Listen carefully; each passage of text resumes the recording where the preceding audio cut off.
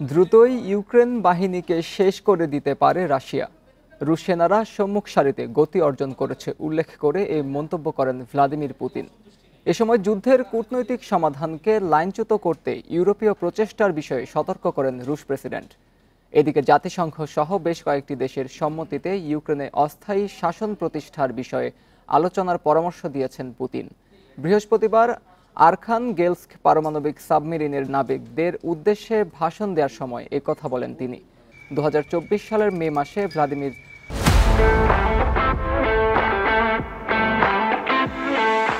Volodymyr জেলেনস্কির মেয়াদ শেষ হওয়ার পর আর কোনো নির্বাচন অনুষ্ঠিত না হওয়ায় ইউক্রেনের বর্তমান প্রশাসনকে অবৈধ অভিহিত করেন রাশিয়ার এই নেতা।